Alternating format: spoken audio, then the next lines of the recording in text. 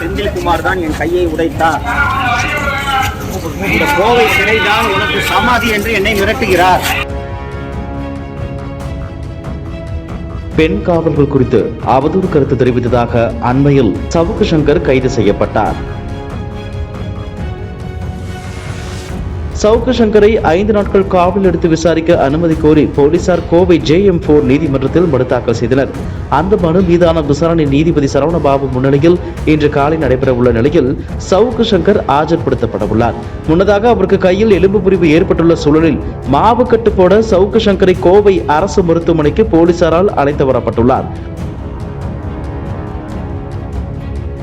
அங்கு அவரது கையை மருத்துவர்கள் பரிசோதனை செய்த பிறகு மாவுக்கட்டு போட்ட பின்பு நீதிமன்றத்தில் ஆஜர்படுத்த போலீசார் சவுக்கு சங்கரை வெளியே அழைத்து சென்றனர்.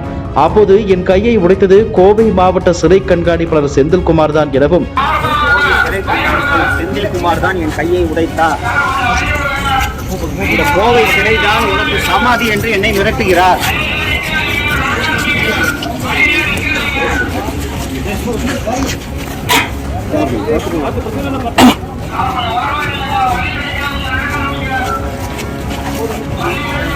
கோவை மத்திய சிறையில்தான் உனக்கு சமாதி என மிரட்டியதாக சவுக்கு சங்கர் பரபரப்பு குற்றத்தை சுமத்தியுள்ளார். இது தொடர்பான வீடியோ இணையத்தில் வெளியாகி பரபரப்பை கிளப்பியுள்ளது. கோவை சிறை கண்காணிப்பாளர் செந்தில்குமார் தான் என் கையை உடைத்தார். கோவை சிறையில் நான் கொல்லப்பட்டேன்.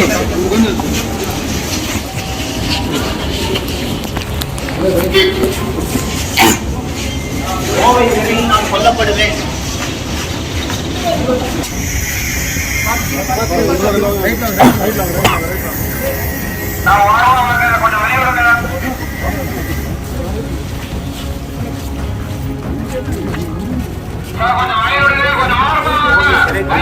செந்தில்குமார் தான் என் கையை உடைத்தார்.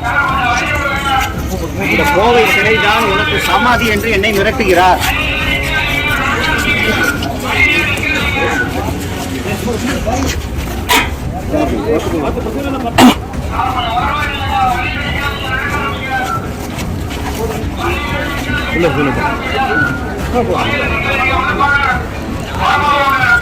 இதுபோன்ற செய்திகளை மேலும் தெரிந்து கொள்ள எங்களது YouTube, Facebook மற்றும் Twitter ஆப்களை சப்ஸ்கிரைப் செய்யவும்.